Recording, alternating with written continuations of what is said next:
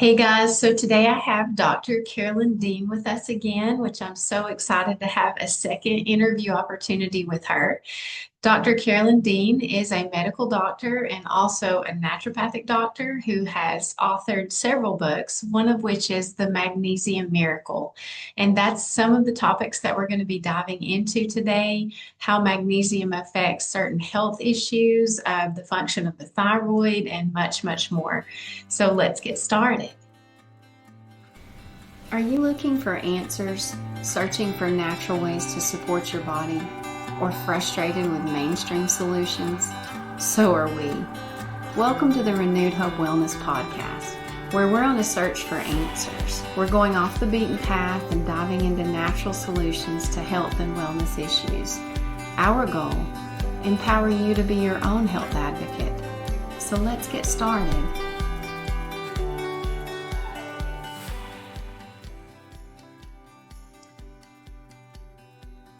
So, Carolyn, could you talk to me a little bit about the thyroid and how magnesium plays such a crucial role in that? And then also, yeah, and also, yeah, there why we're having issues of like the rise of thyroid problems. I mean, it's really getting to be where it's 1 in 3, like it's a lot.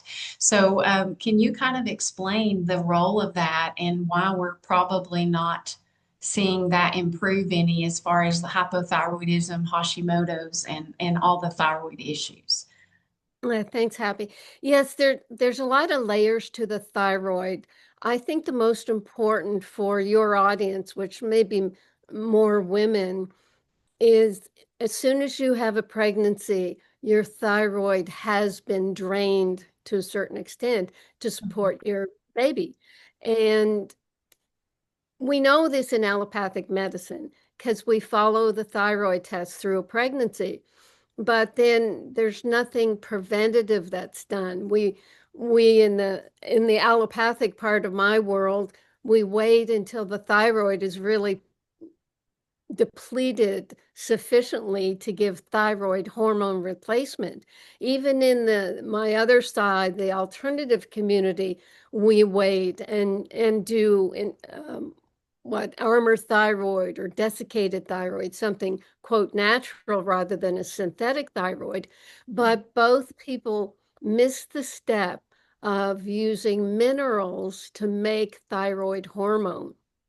What you need, and I discovered this after I with a chemist made my picometer magnesium. Then I said I have to get a multiple mineral. People don't know how much to take, and should you buy 8 bottles of minerals and take one of each? It's very confusing for folks. So in this multiple mineral research, I found that there are 9 minerals that are required for thyroid hormone production, 9 of them. We know about iodine because T3 stands for 3 iodine molecules. T4 is 4 iodine. You think, okay, give more iodine. But what happens is when you give iodine, it's supposed to be worked on by selenium. And then some people in alternative medicine, oh, well, we'll give selenium. But then you go down the railroad tracks and it's not linear. I mean, things are just happening all over the place. But to put it in a linear sequence, then you might need copper. And then there's boron and manganese and molybdenum and magnesium. There are 9 minerals. And no one is talking about that. They probably never will. But what I've found when we were testing this multiple mineral, I was using it myself because I was on armor thyroid and cold hands and feet. I didn't have the low energy or anything, but it was mainly preventive because I have a family history of low thyroid. Who doesn't? But 6 weeks after taking my multiple mineral, my hands were nice and warm, my toes were warm. and I was even more hyper than usual. So instead of weaning off my armor thyroid that I will tell everyone to do, I stopped it and I haven't looked back. And it's that sort of thing because I know, Happy, you are so into minerals. You are just. I heard your interview, your podcast with Stephanie Seneff, and I mean, it almost appeared like you knew more than she did. It was real. Not at all. She- It was pretty enlightening, the information and how important you just kept bringing up how important minerals are. And in Stephanie's world, with the glyphosates, they just grab our minerals and chelate them and remove them from our food. It's really incredible what's happening. So I appreciated that podcast, and I appreciate your interest in minerals.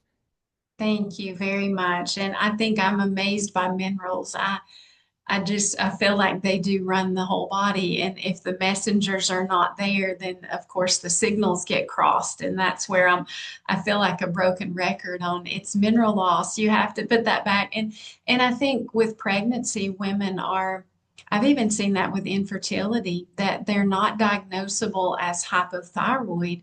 So, but they can't get pregnant. They've been to fertility, I mean, even fertility clinics and all kinds of things to hold the pregnancy, and no one's looking at, yes, your TSH is within normal range, but you're not converting that, which I think is where Yeah. magnesium is so important in the conversion of T4, which is that inactive form into the usable form, which is why your TSH, is that correct, Carolyn? Like that conversion happens in the magnesium dependency or It's one of the minerals. Magnesium, it's responsible for 80% of known metabolic functions, and it affects about 600 to 800 enzyme processes. So it's probably working on several steps along the way. And that's why, as I've heard you say, you cannot depend on one thing. But I mean, what I depend on, because I had to treat my heart palpitations with something, and it turned out it was magnesium. Was totally deficient in the headaches and everything, leg cramps, twitches. And I found when I took magnesium, I got the laxative effect. So I was stuck. I was soaking in Epsom salts baths. I was pouring magnesium oil on me. You'd make your own magnesium from distilled water and magnesium chloride flakes, and I was getting rashes and everything. So what I did was I worked with a chemist and created a non-laxative stabilized ion of magnesium. And that's what is important in mineral absorption. Are the mineral ions stable so that they can be absorbed into the cells? This is new knowledge. I know we've talked about it. You understand the process, but the public doesn't really realize that when you take a mineral compound, the body then has to work on it to turn it right? into ions that can be absorbed. And that happens naturally in the fluid of the blood, a mineral compound that's two different mineral ions. It will disassociate temporarily. And for an infinitesimal second, it will disassociate, and then the mineral can pop into a cell. And what happens is if you've got a, mm, if you've got a lot, what should I say? Even toxins, if you've got fluorides, if you've got chlorine, that can start grabbing onto minerals and make the whole complex unavailable. There's a lot going on in a toxic body. But if you've got a stabilized ion of a mineral, it's going to be absorbed. And that's why I find my minerals really are far superior because they're 100%, I should say 99% absorbed at the cellular level. And you talk about RBC, red blood cell magnesium tests, as as more important or more viable than a serum magnesium. But what I've been doing in my university studies is testing ionized magnesium. That is the what we want. We want to know how many ions of magnesium are available at any one time. And in our research, we had a group of humans. It wasn't an animal study. Humans took 300 milligrams of my magnesium, and 2 hours later, we had a blood test, and the ionized magnesium test, an IMAG test, showed a high level of magnesium in the test, in the blood test. And that showed that those magnesium ions were just hanging out and doing their thing, being absorbed into the cells. And that's what we have to look for. I know the RBC test, I've recommended it because we can't get the IMAG test Right. in, yeah, outside of it. You have to be really sick and go to the ER. No, not even the ICU to get an IMAG test. Yeah. But that's why people are not being diagnosed with magnesium deficiency because we don't have the proper tests. And even if we do, we were talking earlier, the range of red blood cell magnesium, 4.2 to 6.8. And if someone is 4.3, they're told, oh, your magnesium is just fine. And it's not. We want to be up in the sixes. If you're down in the low fours, that means you're sick like everybody else, and you're low in magnesium like 80% of the population. And that's a problem with testing itself, is it's measuring a sick population. There's nobody really looking at, well, should I have a high level of this or a low level? And that's what we try to educate people about. Yeah, and there are some, like depending on the reference range for the region that labs are tested in, is really based on the health or the lack of that population. So it does change, and we actually have some lab ranges through specific labs that actually do they go from 4.0 to 6.0. So you couldn't even get to the 6.1 or 6.5, you'd be flagged high, which to me is like where you start to see the reference ranges are suggestions.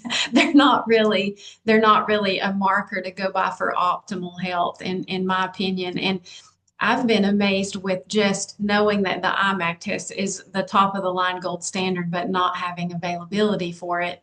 Very discouraging. And I don't know why. I'd love to ask that question to the people that make those decisions. But the RBC magnesium, of course, representing more than the serum would, even in that, I'm amazed at how many people they're at 5. And so there's this, you think, well, 6 point, 6+ is not that far from 5, but when they're having AFib or they're having leg cramps or migraines, it's like there's a big difference in 5.0 on an RBC magnesium compared to a 6.1. Symptom wise, it seems like it's a game changer, you know. Mhm, Um, mhm. but not being able to measure that outside of it, I know it's second best to, but it is a better way than like the serum magnesium. I've actually been surprised at how many people are lined up to have an ablation procedure for AFib. And when Right. I just ask, has anyone checked your red blood cell magnesium level? Not the cardiologist, not no one. And it's like, no. So we order the test, and then in my experience, every time they're usually flagged low. It's like in the threes. And it's like, wow, would you like to try to see if you can get that level up before you make the step for an ablation? Um, and why am I asking those questions? That's always part of the conversation. I'm not a cardiologist. I wouldn't even begin to know where to start on any of that. But it's a very cheap test to run, and it's not a harmful test. So I don't know, why do you think that not to get edgy here, but why do you think that simple test isn't just ran in a basic panel? Is it because the information is just not taught? It's like kind of like a lack of knowledge on that side, or do you think it's because it's a supplement and we couldn't really expect a supplement to be that powerful? Or Yeah, all those reasons. We didn't learn about minerals or vitamins in medical school. The standard blood test is serum magnesium, and that only measures 1% of the total body magnesium. And the range of the serum magnesium is the tiny, tiny range. And what happens there is it stays in that range. So doctors get the impression, well, it always tests normal. So why even test it? It doesn't even appear on an electrolyte panel. So they've put serum magnesium, they've just put magnesium out of their mind. And yet if they turn the corner into the obstetrics unit, they see people who put up IV drips for eclampsia and the eclampsia symptoms of seizures, high blood pressure, and fluid retention, and they see magnesium create miracles. Yeah. So they're not thinking so that this what happens with the serum magnesium, why it stays in that range is because it is so darn crucial that when it goes low, then the body pulls magnesium out of bones and muscles to keep it in the range that will keep the heart beating properly. I mean, that's what's happening. And then, the RBC magnesium test, it probably requires different equipment or whatever. That's what we're running into with the IMAG test, the ionized magnesium test. Is, oh, well, we don't have the machinery to do it, and then they just don't bother. And it's really, I mean, it's killing people not knowing what their magnesium is. Yeah, and recently I had a client that came in and she had had an AFib situation. Her blood pressure had went up, couldn't regulate, dropping, spiking. And then she said, actually, I said, what did they do in the ER? And she said, I felt so much better with whatever they gave me in that IV. And I said it was magnesium. And she was like amazed at that. I said that they know how important it is. That's a known fact because with preeclampsia, like you have this whole process. But until you're in an emergency situation, it's like, oh, that couldn't be it. And I can't tell you how many people bring their labs in and they're like, it's not my magnesium. My magnesium's not low. Well, in that 1%, tightly regulated, no, you're right. That 1% is good. We're good there. But it's just, I think being able to understand that we find what we're looking for. And that's kind of like sometimes we're just not looking. And that I think the body's like, I really just need this. I just need help. I need a little bit of help on that side. And I always tell clients when there's so many jobs for magnesium to do, well, your body Mhm. prioritize. It will decide what keeps you alive is most important, not concerned so much about all the other things. If it's forced to make a decision, I think that's where we start to see symptoms coming up with thyroid conditions and things is the body's still doing the process, but we're asking it to do it on such a tiny amount that of course it doesn't do a great job. We wouldn't either if we were asked to work at 20% capacity, and we're only allowed that much. But anyway. Well, yeah, the other thing about the testing is because I'm not in practice right now anymore, ever, and I have a dietary supplement company, we don't do testing.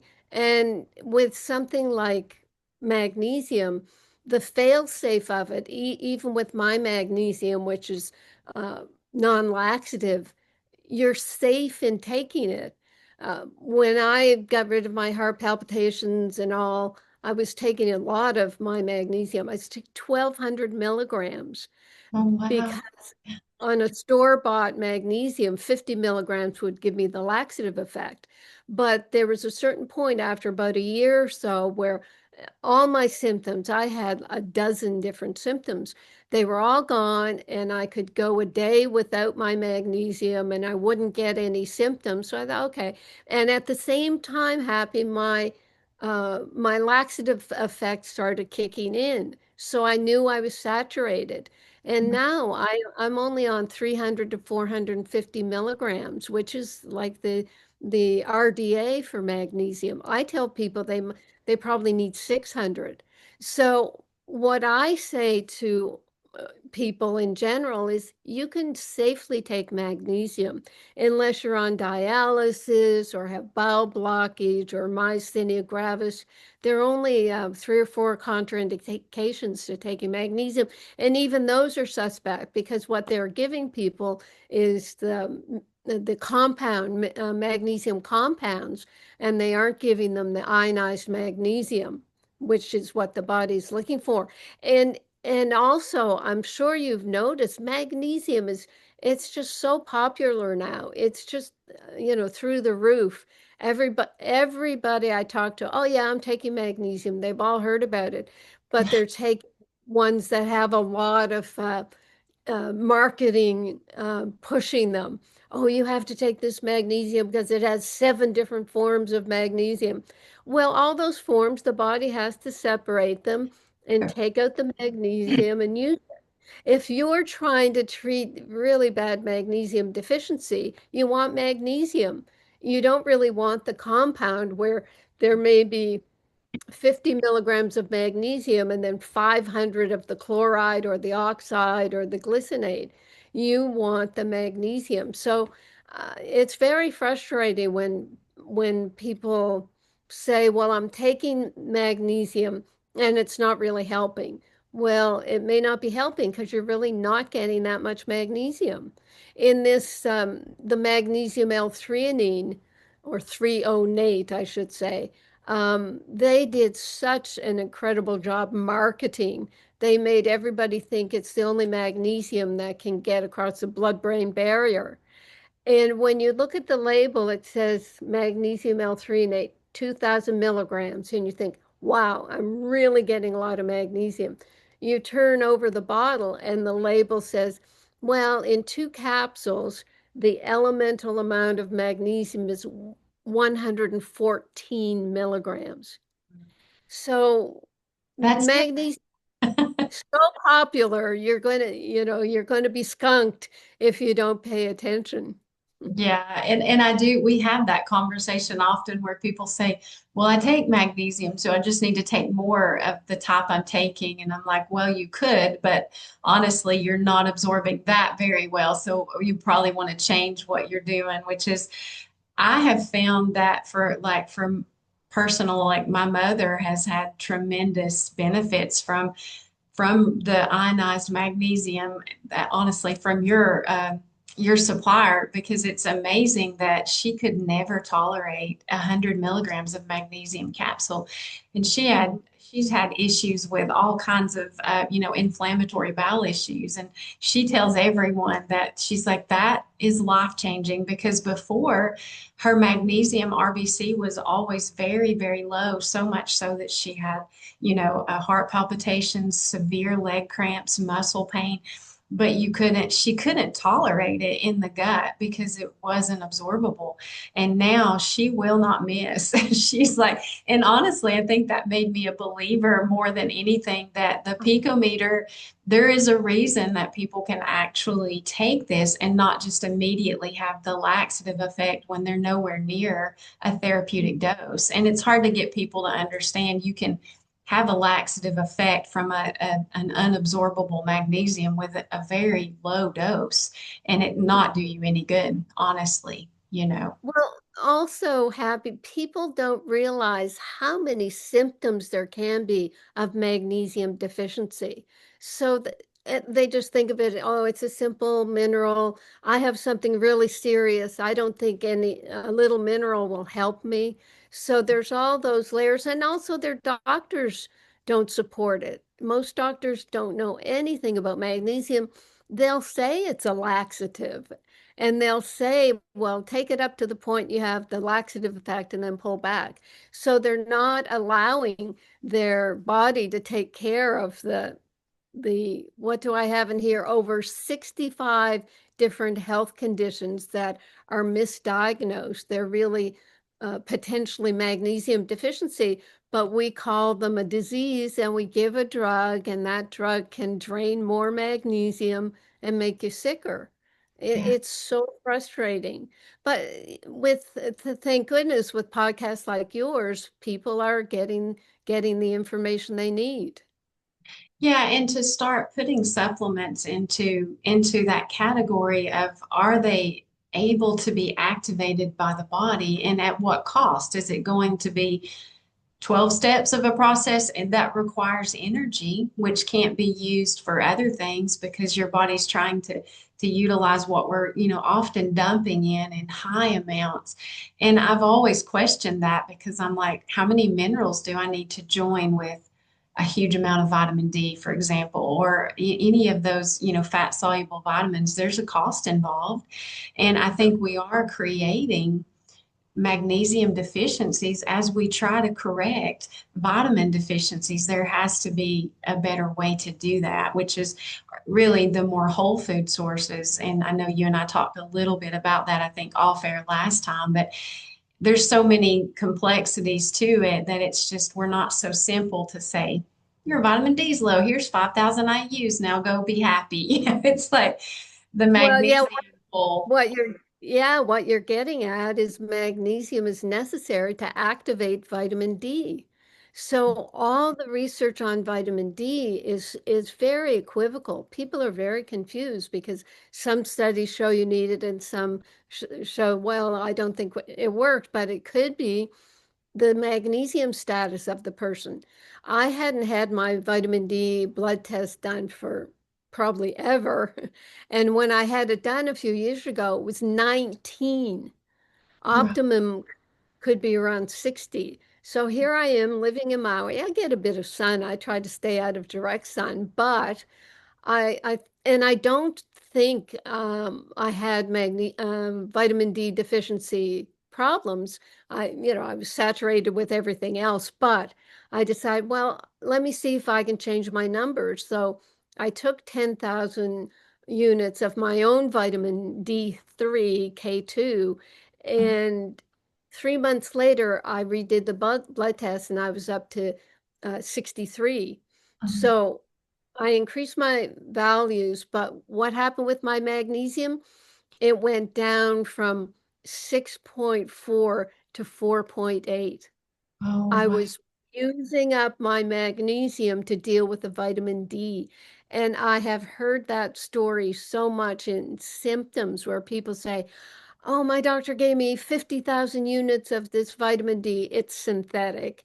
And all my magnesium deficiency symptoms came back. Yeah. The body had to deal with this vitamin D and it used up their magnesium. So what I've done in my programs and protocols, because I've been at this for over 50 years, and I realized that the amount people need, the form, it's all about absorption. So what I've done is tried to create formulas that are low potency, food-based, organic, picometer, so that it takes the guesswork out, because people just don't have time to do the research anymore. I mean, when you listen to a podcast like you had with Stephanie Senoff, it's just so over the top, loaded with information that I personally love, but I'm listening to it as I would one of my customers. It's like, it's too much. It's too much. Just tell me what to do. And Yeah. if yeah, if they trust you, then okay, fine. And that's where I come from in my work. We're talking now a lot about the MAHA agenda, Make America Healthy Again. And I'm going to be speaking at one of their fundraisers in July. And I'm just going to set it out. This is what you do. You tell people to stop sugar, stop seed oils, and then take food-based, organic, pico. I'll just lay it out. I say, here is what you can do for the nation. It would save trillions of dollars if people were on the right nutrients, because that's why we're overeating, in part because our body is trying to filter out the vitamins and the minerals that we need to make things go. And I've heard you say in podcast, MGATP. which is adenosine triphosphate is our energy molecule, but it's always attached to magnesium. If you don't have magnesium, you don't make energy. So that's where I start with magnesium and then kind of work out from there. And what I'm seeing in a lot of alternative practitioners, they tend to do a lot of testing. They're doing food allergy testing and more Yeah. heavy metal testing, hair analysis, all these tests. And as we've already said, even with hair analysis, if you're testing a sick population, how can you use that as your standard? Yeah. When I had my hair analysis test done by a mutual friend, he was a bit perplexed because I had so much magnesium, it threw off all my ratios. And it looked like I was abnormal, but no, I was just properly saturated with my minerals. So And it allowed those minerals to place and do instead of storing like they would in a hair test. It's like you used them, yeah, which is great, and not at a level that they couldn't be maintained, too. So um, I think that the magnesium dependent, and I say that all day long, it's almost like revolutionary every day to me because it's like, when and I've done all of that, Carolyn, I do still do some testing, but honestly, I'm starting to come to the place of like, if we just start with what we know is most likely not available instead of trying to worry about the numbers. And there are times where it's like we need a baseline. I need to know, are we absorbing? Are you gaining ground as your symptoms are improving? So I like labs for that. And it helps people I feel like stay on board with their protocol because they can feel better, really. but they can see that connection. But I do think we're testing everything to death on many levels. And I've really started to say, if we really believe that minerals run our body, then what we're testing and all these different things actually would be streamlined into let's get the basics met, and the body will figure out so many things like that. Yeah, I think when we got into vitamins and mineral supplementation, I was, I've been around at this, since the early 70s. When I was a teenager, I was reading the handful of health books out there. In in the city where I finally went to med school, there wasn't even a health food store. Mm. When I went into my first year of practice, I think there was two health food stores, and I made one of the health food stores, the owners, a millionaire because I just kept sending people to him. The first vitamins were food-based. They were awesome and they helped people. They food-based and organic for the most part. And then when I guess maybe big pharma or chemists got got involved, they said, well, this chemical structure, we can make it out of coal tar. We can make synthetic vitamins. Let's do that. And I watched that process. The B vitamins that used to be food-based, now they're synthetic, and doctors would at conferences saying, well, this 10 milligram B vitamin isn't working, so we went to 50. Now, oh, we have to go to 100. Oh, I think now we have to go to IM or IV injections of these vitamins because they're not working. They weren't working because they were synthetic.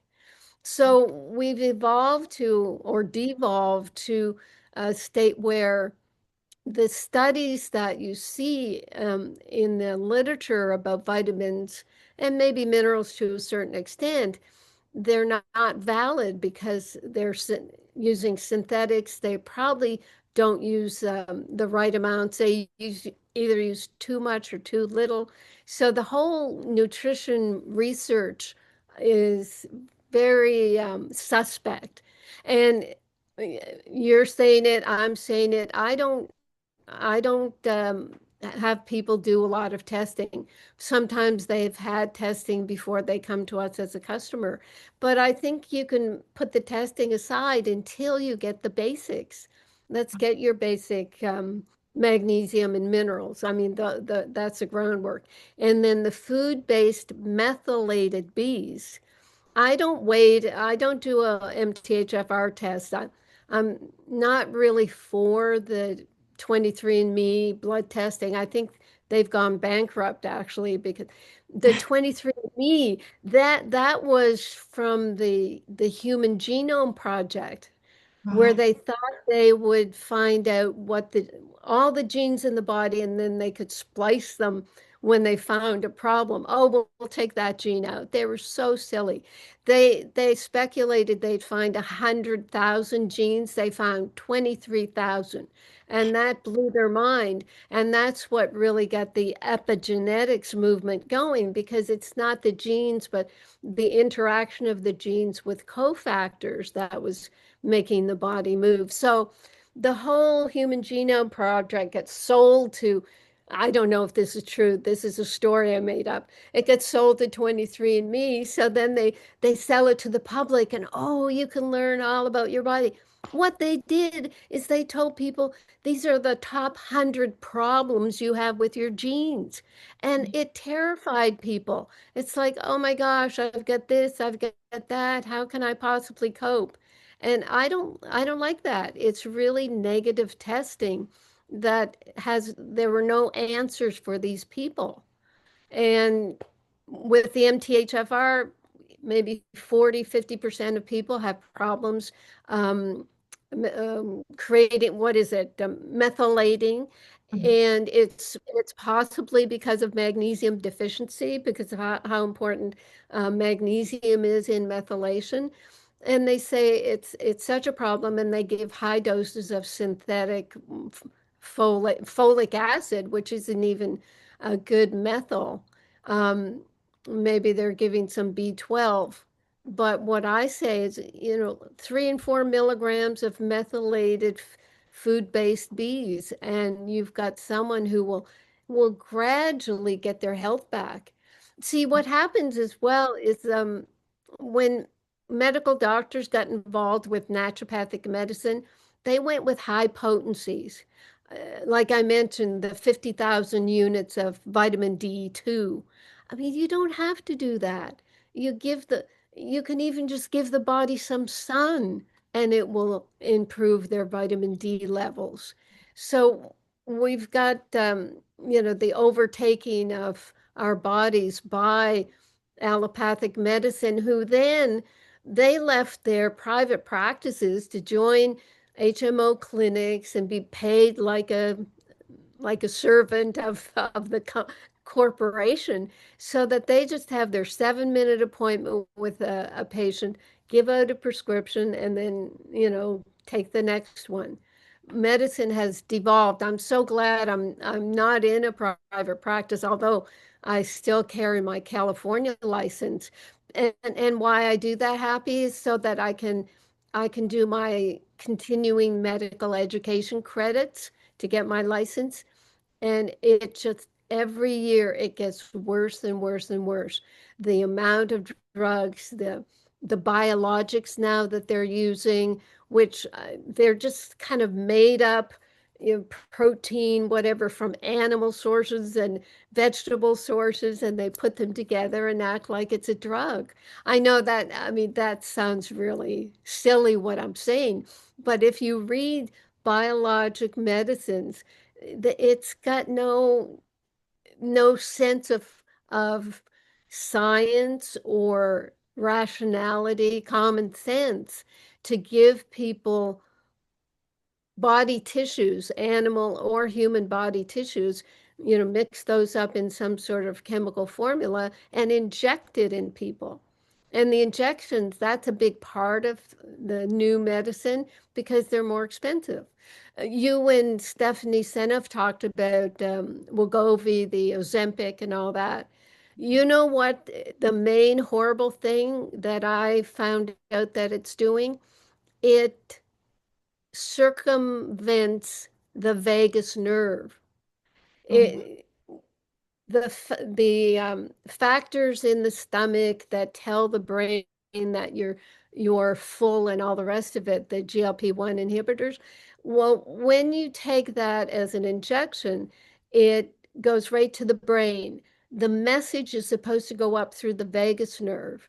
And when the vagus nerve get that information, then a lot of problems of vagus nerve insufficiency build up. Check that out. It's another thing that will blow your mind.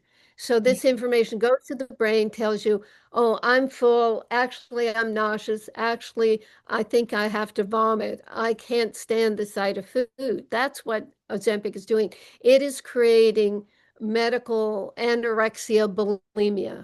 That's what it's doing. And that's your weight loss miracle. Yeah, at the expense of, I mean, with that messaging, which makes total sense that you say that, you get the gut dysbiosis and you're getting the gastroparesis, like the lack of motility, because there's no process that's happening. It's been shut off at the tap, so to speak. And so the whole vagal nerve stimulation to process the food you didn't eat, all those things aren't happening. And it's frightening, honestly, that I think that that is out there and that people are really establishing the risk factors as they take it. And I think that that is criminal, honestly. I think that it definitely is not something that needs to be entered into lightly. And of course, that's a whole nother conversation. But what is it doing to if you're not intaking nutrition because your brain says you're not hungry and you're even repulsed by food, where are your nutrients coming from? Because we're getting food that's so nutrient depleted if we're even eating it. I mean, Yeah. you're talking 5 times the amount for nutrient value from 5-to-1 ratio now. And then you have not eating at all. So it's like, what is that doing with your minerals? Because we do have a bank account of sorts with our minerals, and hopefully we're putting deposits back in. But when we limit even that, I think it's scary what it can lead to. And I think the long view is not really being looked at all because it does, everything comes with a cost. Synthetic vitamins, yeah, it's a great idea. We isolated what we think or what they think is the powerful component in a food. And then you separate it out, and the food had the components to digest it and break it down. And when you remove that, you do not even have the same. It's not even the same food. And then you microwave it on top of that so that it's not even molecularly the same. So it's like I am amazed every day at how fearfully and wonderfully we are made. And you'll hear me say that because I just walk away going, I know that sickness is on the rise. I get that disease is at an all-time high. But if we could appreciate and just have gratitude for a few moments every day of what these bodies are pushing through and that we're still here, and it's amazing. Well, here's something that you will love. Um, when I was writing one of my last books, I just have so much going on. It was about mental health, guideline to mental health. I looked back at the Candace Pert work. Do you recall that name? Candace Pert, she wrote a book called The Molecules of Emotion. She was a PhD researcher, and she was the first person to isolate opioid receptors. And she isolated GABA receptors and Okay. found all this important information about how our bodies have receptors for creating neurotransmitters that give us our emotions. And she said that our receptors for GABA, for example, are from head to toe. They're not just in our brain. And these receptors are responsive to your emotions. If you are joyful, you will open up your receptors and create more neurotransmitters that are joyful. If you're sad or depressed, you'll kind of shut them down and you won't have that the GABA um, surge. Right. What allopathic medicine did with that information is they created SSRI antidepressants. They said, "Oh, we can manipulate these receptors. Yahoo! Let's go." And it really crushed Candace. She thought it was just horrible because she or one of her supporters said she proved that we can build bliss. Oh, Isn't that beautiful? We can create, build, we can facilitate our own bliss by our own emotions, like you said, appreciation. When I walk on, I live in Maui, I'm so blessed. When I walk on the beach most mornings, I say I collect smiles. You walk along, and if you look over at someone and smile, they will smile back. They will, unless they're on their, the silly Gen Zs on their phones, but you can collect smiles. And in Maui, it is, I was teasing people on my radio show on Monday. I have a weekly radio show. And I said, it's so friendly in Maui. You could go up to someone and start talking to them, and within a couple of minutes, they're giving you a hug. I went to Costco the other day with my friend, and the person before me, a young woman, she gave the person who checks you out the door, looks at your slip and, oh yeah, you got that many, okay. And young guy, and she gave him a hug, he gave her a hug. So I went out and he looked at my few things and I said, "Can I get a hug?" And he gave me a hug. it's And contagious. it that's the word. It is contagious, but Yeah. you have to start it. And once you start it, you can't stop. It's contagious and addictive. So yeah, that's one of the major messages what that I try to promote. And I don't know if we're winding down, but I have to tell you this, Happy. In the brain book I was doing, brain nutrient book, I found the number of mitochondria in neurons. I hadn't thought of it before, but I was thinking, well, the our mitochondria harbor our Krebs cycle, which makes our energy. And I knew that the heart, uh, muscle cells have 5,000 mitochondria. So they're really working out hard. Each mitochondria um, has a lot of Krebs cycle involved, and each ATP requires magnesium. So I mean, you can imagine the trillions of ions of magnesium that are required for the heart. Okay, 5,000 in the heart. In the brain, each neuron has 2 million mitochondria. So It's you can't that's what, get your mind around that for sure. oh, that's what makes us wonder, is dementia magnesium deficiency? Is Parkinson's related to magnesium deficiency? What about Alzheimer's? These these neurons are desperate for magnesium. And they're not, I mean, you think of these poor people in nursing homes. I can't even get the family of these people in nursing home, they can't even give my magnesium or my minerals to their family. So here's what I do, because I have a magnesium lotion and a thicker magnesium balm. I say, put that lotion in a nice hand cream bottle and tell the nurses, oh, you can put it on, or your family member can put it on themselves, and they're getting magnesium. That's how you can help. Yeah, that and you have to For be creative like that because the food quality, I mean, there's just so many factors where you're like, how could you feel better? How could you heal? It's almost a setup for failure, honestly. That and that in that, as far as like the forms of magnesium, the forms of the minerals that you have, these are all picometer, right? So like absorption wise, of course, transdermally, if someone can't do the liquid, but that's what, like for the audience, the reason yours is different is that these ions are actually small enough to get into absorption and not have to have the body try to figure out how do we use this thing that's been put in the body. right. And for people who are very sensitive, because in your practice, I'm sure you get people who you have to test. That person that was going for an ablation, you had to prove to them that, well, you could use this magnesium, do a little experiment and see if you're better. You get people who probably are so scared of taking anything.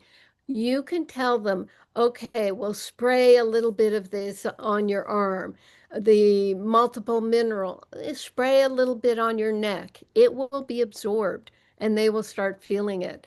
Right, I had a bit of an ankle sprain, so I started soaking in my magnesium and then putting my magnesium balm on it and just putting a sock on and going to bed. Boom. I've got my healing going on. Yeah, and I think just being able to know the role that magnesium plays in ATP production and how medications, and I think we touched on that. It's always amazing when I say to clients that all of your pharmaceuticals are magnesium dependent, meaning that they require that to be activated, even their drugs that are being put in, the Yeah. scale of that. And so it isn't any wonder to me. And I think in your the Magnesium Miracle, which I know you have revised that, and I want to get that copy. I meant to do that last time and you showed it again. And I thought yes, that's the one I have that kind of started my journey on that. And then is this one the kind of the newest revision, Carol? Okay. Yeah. So, and we'll Yeah. definitely put those Look in the at this. This ended up being 600 pages in the last edition. You can People just don't have time to read that. link. This one is, well, it's a couple hundred pages, but it's big print Yeah, and right. and it's laid out. I put my comb at atrial fibrillation. This is number 9 of 65 different conditions. So people can go through and look at, oh, atherosclerosis, that's related to magnesium, anxiety, chronic fatigue, diabetes. Oh my goodness, fatigue, headaches. Yeah. Yeah, you've told me about a 3-year-old who had migraines from, well, a 28-year-old patient who had migraines since she was 3 years old. That is horrible. And using the picometer magnesium, she dropped her level of migraines Oh, precipitously. yeah. And migraines are the worst pain in the world. I've never had one. I certainly have had headaches when I was magnesium deficient, but it's the worst pain, and they give the strongest drugs. And the side effects from the drugs are sometimes just crippling. The headache keeps you from working, but then the side effects from the drugs keeps you from working as well. Yeah. So it Understanding that the magnesium deficiency is being created, if it's the reason it's there, and then the medication requires so much of the magnesium just to get your body back to normal for you. And I think that's why so many people that if they're on one or more medication and have been for years, like levothyroxine with a thyroid medication, I tend to see that those are really magnesium deficient people when they've been on it for a long time. But when you add 3 medications and you're on those, it's almost like it does. It's like a bank account that you're only making, you're only cashing out. You're never putting anything in. And then we have people that by the time they get in their 50s now, the fatigue is so bad. And it's like, well, Mhm. can you make energy in the cell? That's the real question. And if you can't, then what does it take to make energy? And let's make sure that we bring that availability instead of chasing the pathogens, we strengthen the person. And I think Right. that is an amazing approach, but it takes some time. And I think that when people are a little burned out with all the things they've tried that didn't work, it's hard to hold on. But I've found that replenishing with these actually happens a lot faster than you would expect, much more so than with capsule dosing that I've done in the past. Um, Right. It's the liquid part of it is important. And what I also find happy is I don't tell people to stop doing anything that they're doing. Don't stop your drugs. You stay on your diet, because that you start at that at a certain level and you add, say, the picometer magnesium. And then as you get energy and as your body starts detoxing, because that will happen, you'll feel better. And then you'll have some energy to be able to make changes. You can't expect someone to start a program by, oh, remove everything from your cupboard that's bad. It's just too daunting.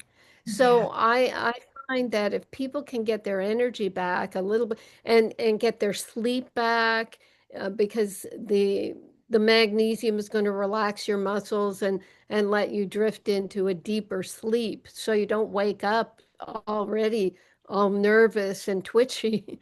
So I think that's important with the people we're dealing with now. There are a lot of chronically ill and sick people, and with what we went through in the COVID years, and either getting COVID and getting that genetically engineered spike protein in COVID itself, or the spike protein in the jab, where everybody is suffering. Everybody. We've all got this extra toxicity in us. And what we can depend on is making our cells healthy to reject these foreign bodies. You and Stephanie were talking about the glyphosate and how maybe the humic fulvic um, supplements could help pull out these toxins. I think they can pull out glyphosate, they can pull out plastics, I'm sure, and they can pull out other toxicity in the body, maybe the spike protein. And the humic fulvic, I work with that in my yeast protocol. I put that in with a Saccharomyces boulardii, a inulin, and I also have a, a barley powder. It's something we make. I don't really talk about it too much. It's uh, sprouted barley seeds that you create a liquid, and we do sell that liquid, but the straw that's left over from the barley sprouts, we use that as a fertilizer.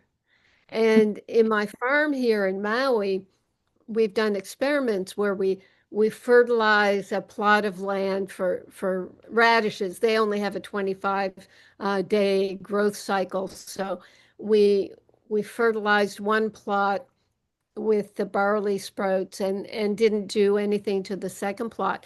So the plot without the barley sprouts grew 3 pounds of radishes that we could sell. They looked okay.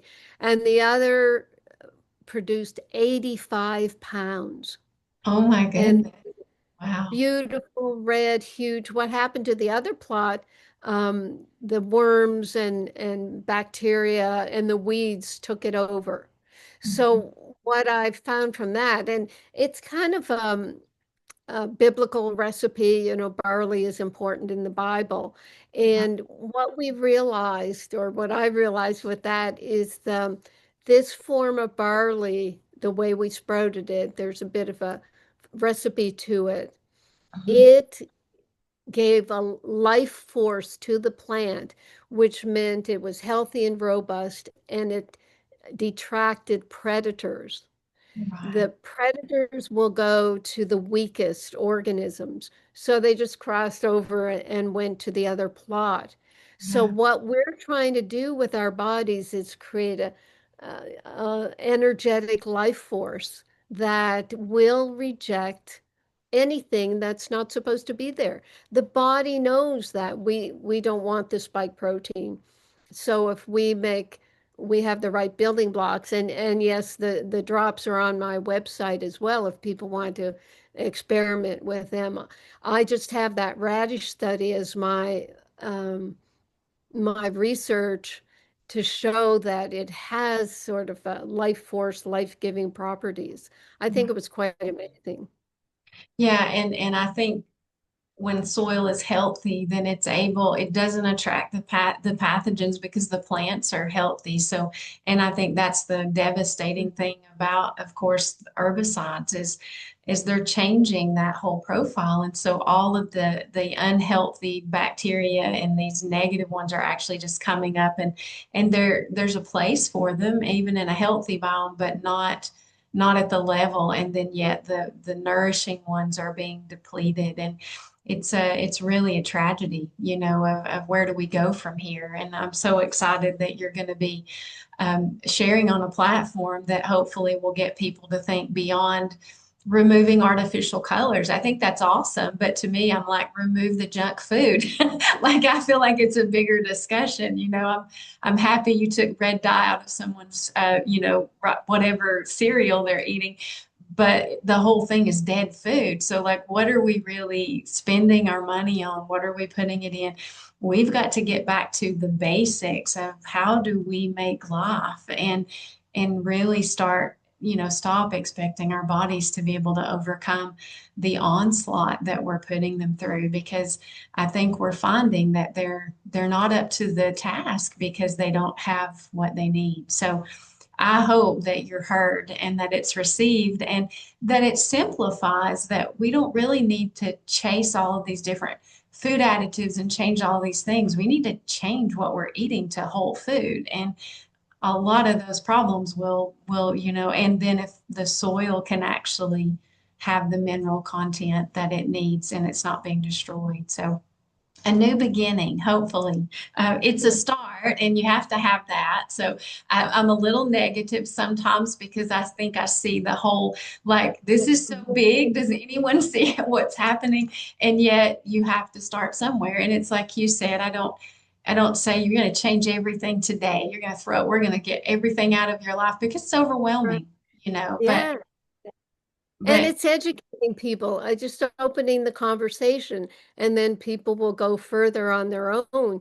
They can't wait for the government to change everything. But you're right. Start eating whole foods.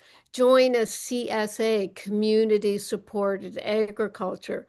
You right. can have a membership in an organic farm, and there's a system. I worked with it in New York and on City Island when I was in the Bronx. And it's amazing. You contract with a farm to bring produce for however many members. We needed about 30 members, and you get this big box of food every week through Yeah. the harvesting season. And you have to do that to support organic farming, for one thing, and to support your own health.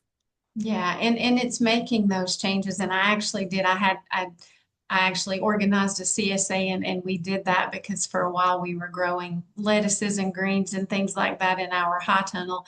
And it was amazing to see people in the community that could bring, just what they were really able to grow with the soil that they had. And the taste is so much better when you have minerals that are actually in the soil. You wouldn't believe the flavor of food when it's much sweeter naturally when there's a mineral, like a true mineral source. And so that I love doing that. But yeah, I think the need is there, and we have to change one thing. If we, to me, that's absolutely revolutionary, is to say, you know what, we're not going to support the big, huge farms that aren't able to grow organically on that scale. It's really not possible. And I say that from someone who's grown organically. The work that goes into a crop, it's not scalable at this point unless there's small farms that can do it and do it well. And if you can support them, then you're not trying to feed the masses, you're feeding the people in your community. And I think that's what we used to do, and people were much healthier then. And I think one of the greatest, things I like for people to say is, I eat the food I grow. That speaks volumes evidence to me if you care anything about your health, and that, you can actually know who cares about what they're doing. So little changes make a huge difference. And honestly, if we could just go to single ingredient foods, just a whole food, I think we would see a huge change in our health, that we wouldn't have to wait for the government to issue and hand down. It's not their job. I mean, there's other things that are theirs in that profile, but it's my job and your job to say this is our body, and we're responsible to do what we need to do to take care of ourselves. And something that I say to people often is, it's not your doctor's job to heal you. It never has been. Your body has all the tools that it needs. And if you want to manage a disease, then yeah, there's that. But don't expect that. It's your responsibility. We're the CEO of our own health. And that's powerful. And it shouldn't be overwhelming. It's like we actually do have control, that we often feel like we don't have. Well, I know you have to go. I could literally talk to you forever. So I'm gonna wrap it up though. But I would ask really quick, Carolyn, and if you can't do it quickly, it's fine. Could you just share a little bit about your take on the rise in osteoporosis and osteopenia, and how we're told that we should take calcium and vitamin D, and that's going to solve everything? And I know you have something on your side.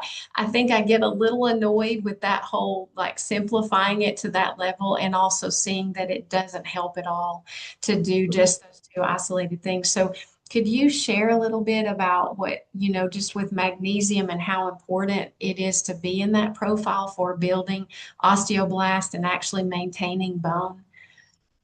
Yes, yes. Just yesterday, actually, I taped a webinar that'll go out soon. We'll give you the link, a webinar on osteoporosis. What's happening with allopathic medicine is because they want to make a lot of money off of testing, they make every woman over 45, 50 to get a DEXA scan in Yeah. one of these dual photon, whatever x-rays. It's x-raying certain parts of your bones so they can tell you that you have osteopenia and osteoporosis. And they will tell most people, here I'm 76, and they compare my bones to someone who's 30. They're going to be different. I'm going to lose something. We do get a little shorter, heaven forbid. So they are starting off giving you, they know it's going to be a negative result because you're not going to have the bones of a 30-year-old. And what does that do? It scares the bejesus out of people. It really makes them feel less than. Right. What can I do about it? And then they want to sell you the bone drugs.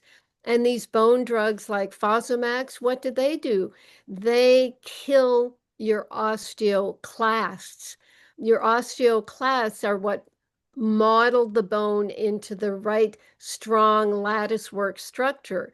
Osteoblasts, you mentioned, they make new bone cells. And actually, magnesium helps both the osteoblasts and the osteoclasts. So if Fosamax kills the osteoclasts, and they tell you to take vitamin D and calcium, you're just slapping calcium onto your bones willy-nilly without it being properly structured. So you make your bones more brittle. There are more fractures of people who are on Fosamax. Oh, your bones look great. Yeah, they look dense, but they're not going to work properly. If you fall down, you're going to break something. And in your jaw, there's something called osteonecrosis that sets in, which is your jaw bones get very brittle to the point that dentists will not put a dental tooth implant into someone who's on those drugs. That's how much chaos this drug has caused. Just 2 days ago in the pool before I was taping my webinar, there were three women there, and they all start, oh yeah, I had a DEXA test. They said that I have osteopenia. I'm almost in osteoporosis. Oh yeah, I took Fosamax and it made me so sick I had to stop it. And, oh yeah, my husband took Fosamax and he had to draw an osteonecrosis. What's going on? And they're not telling people that the soft tissue matrix on which the minerals deposit is made of collagen and elastin, which requires vitamin C and magnesium in order to produce that soft tissue. How they decided that calcium was the one drug they would give people was they burned bone, and in the ash, they found a lot of calcium. Well, magnesium and collagen are going to burn up.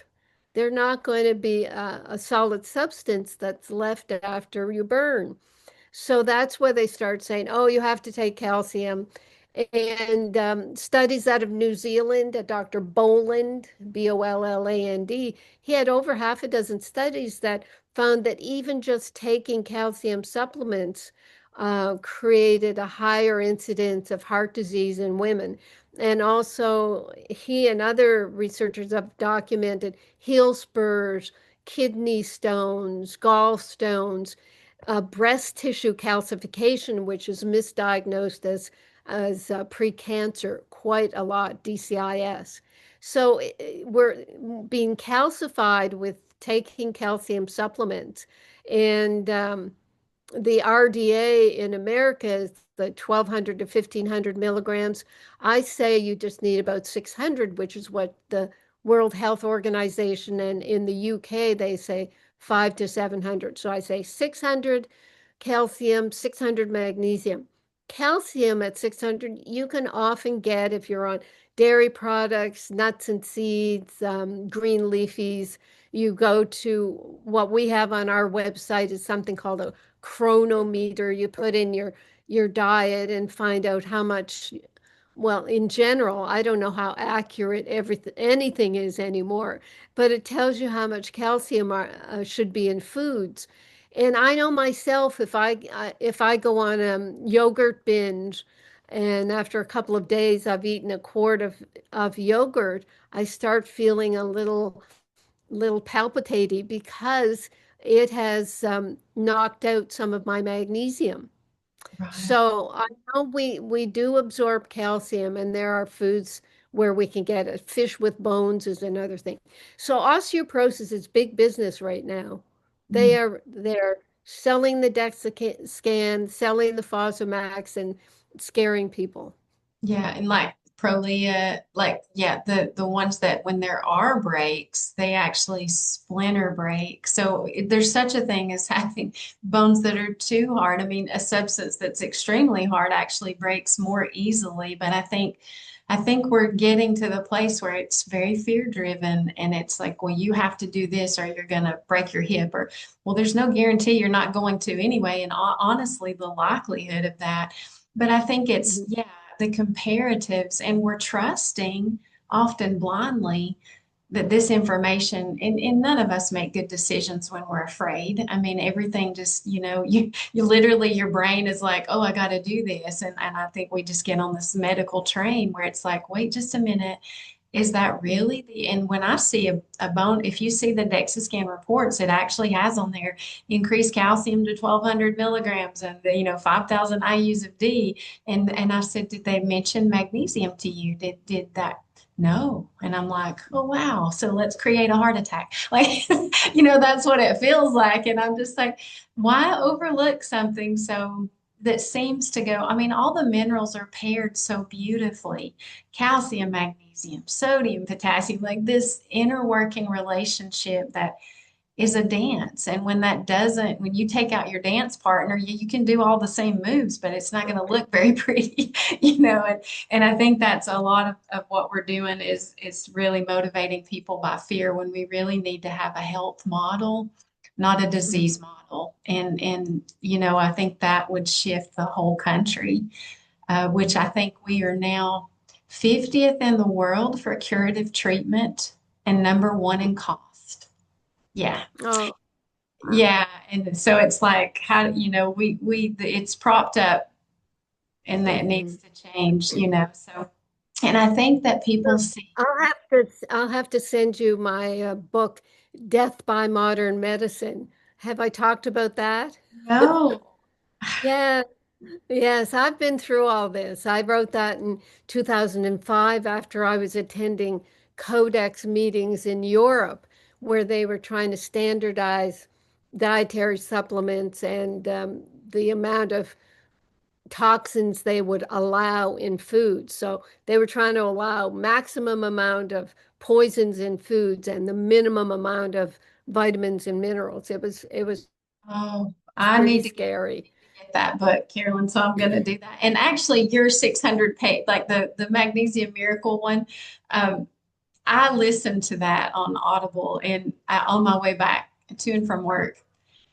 There was not one moment that I was not like absolutely like, what in the world? Like all this information, I didn't find it a lot at all. But I know sometimes people are like, just tell me what to do. But there's a small amount of people, and I think our audience is a lot of them that's like, I want to know why. Tell me why, and then tell me what to do. And that book is amazing. But everyone really needs to go onto the RNA Reset site, and actually, we'll link that, of course, in the show notes, and they will be able to access your books on there as well. Carolyn, is that something that is in the shopping part of the website? I have to separate my educational site from the store site. RnAReset.com is where my products are, but the FDA won't let me say that. I haven't even said the name of my formulas because they won't let me say that my formulas can help people, which is very sick. And the educational site is drcarolyndean.com. And there you can see where you can link to my radio show. I have blogs. Your podcast will be up there when it launches. And for the books, I do for the information where I do talk maybe a little more about my products. We have to create a membership site so that we can. Uh, I don't know if it's in words, but the implication is if you're not a if you are an FDA whatever, if you're hired by the FDA Yeah, to I to know. check up on me, you're not allowed in here. It's still bad. None of that has shifted. We're still finding that our one major mineral manufacturer, he keeps getting rated by the FDA and by state health authorities, never find anything, but they make our lives miserable because they're pretending like we're doing something wrong, whereas as we know, with my death by modern medicine, my last statistics on iatrogenic medicine was there's over 1 million people dying early and inappropriately from medical interventions, drugs, surgery, bed sores in nursing homes, all the many categories that if you just add them all up, you get a 1 million people dying because of allopathic medicine. So we're trying our darndest to help keep people alive, but it's a big job. Yeah, and I think it's there isn't the third leading cause of death. Is that what the rating is now with the iatrogenic Well, injury? yeah, I say it's the first cause, but it is acknowledged as up in, 1, 2, or 3. Yeah, Well, and how it's much of crazy. that in autopsies is actually being reported? Like if someone dies of a heart attack and yet there were other things that caused that, like there's so much there that I don't think you could ever really, you have to know it's much higher because it's not going to be out there. I'm surprised Reported. we get, yeah, for it to be out there. Well, we will definitely put those links. And I tell everyone about your product. I've tried to honor that just in our podcast, saying this, but everyone can go to our show notes, to anything on our site. Like we firmly support the product that you took 4 years to make. And I think that says a lot, about your commitment to quality. And I'm excited. The minerals go in our water, the magnesium go in our water. And I've just got it. That's what I'm sipping on all day. And I didn't have anything where I could say, oh, this was wrong. And now, I mean, I feel great. And I love the fact that I have great energy. And I hope because I'm doing this, it doesn't have to change, which is not having a problem to fix is a good thing, I guess, for sure. So is there anything else, Carolyn, as far as anything else that I missed or that you wanted to share before we let you go? Because I know I've kept you over. Oh, that's fine. It's been very enjoyable. Well, didn't you say, Happy, that your mom had a lot of symptoms? She What? had the irritable, yeah, and mom wouldn't mind. I've already talked to her about that. She says, tell everyone, but she's actually has diverticulitis and then had inflammatory bowel disease and irritable bowel syndrome on it. And she literally couldn't leave her home. I mean, it was really debilitating and Yeah. humiliating. And, and so since that time, I was very hesitant because her experience with all types of magnesium it was terrible. And, she just wasn't willing to try anything else. And we'd tried them all. And it took 2.5 weeks. And my mom actually called me and I said, what have you done today? What have you been doing? We talk every day. And she said, or every weekday at least. And she said, I've been to town. And she talked about going with her friend. And I said, well, that's good. Did you do okay? And she said, I do not miss a day of that, she said, because I don't have to go to the bathroom when I'm out. It changed the quality of her life. And at 70 years old, something she's dealt with for really about 30 years. And so I got so excited about that. And she actually said that she's to the place now where she can miss a day, but for a little while, if she missed a day, it would be right back. And she was Yeah. like, I don't know. My mom just trusts me. She's like, I don't know what that stuff is, but it really makes a difference. But I think, So there's your example. I mean, you grew up with your mom, and she had this health problem, and that's probably what directed you to a health profession. And uh, you've tried really hard to be healthy and stay healthy. So that's fantastic. And we learn by that type of association. yeah. And So just to be able to say something that is not harmful, that self-regulates, that it's okay for everyone to say, pretty much assume that we're going to not have enough magnesium in our life in this world and that it's something that you can do without testing. And then, of course, that if you need to for certain reasons, it's available. But, well, thank you so much. I don't know that I won't bother you again for another interview, Carolyn, because I feel like we could dive into this all day long and you just barely scratched the surface. And it's such good information on there, too. But thank you so much. And everyone can find your website for both your books and for the RnA ReSet for the products. And I hope everyone will just go over there and see, because I stay on your site a lot because I'm just now exploring like the other side of it. So I'm interested in the drops you mentioned from the barley sprouts. I think that's mm, amazing. I mm. may even use it in my garden. So Right. Yes, at some point I'm going to have to build another building. We have our main warehouse, 30,000 square foot building in North Carolina. And really, yeah, that's what, yeah. And I have another plot of land, and I've always wanted to build a building and make fertilizer.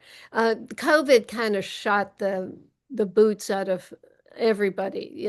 And the FDA came after all of us who were.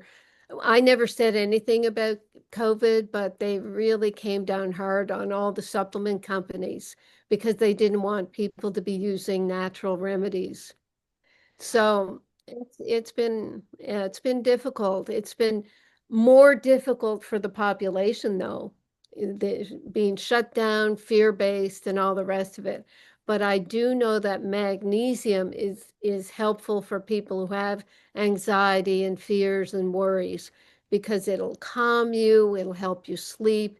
It will take the crazy talk out of your mind. I've had people who've said, I've never been able to fly because my mind, it just talks about all the problems and what if they take magnesium, my magnesium, and it shuts it off. It's remarkable.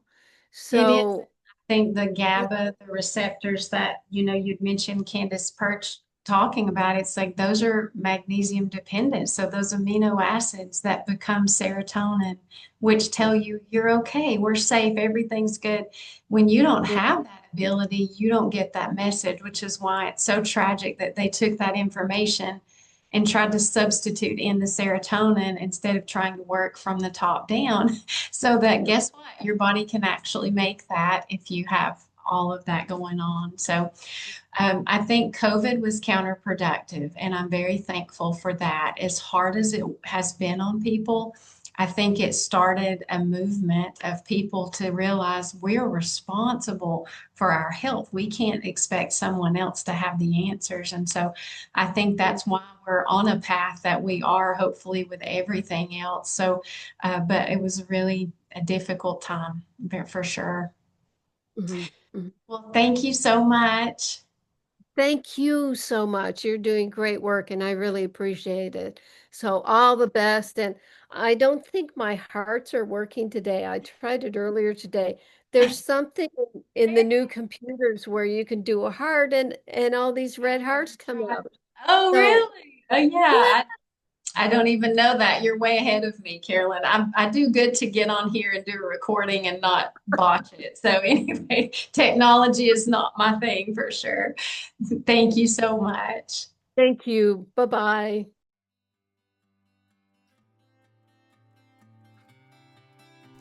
Thank you so much for listening. If this podcast inspired you or encouraged you in some way, please leave us a review or share this episode with a friend. If you need help connecting the dots of your own health journey, I would love to help you with that. You can reach me via the link below to set up a one-on-one consultation. You can also connect with us by joining our free Facebook community, which is linked below, or at healthywithhappyspurling.com. Until next time.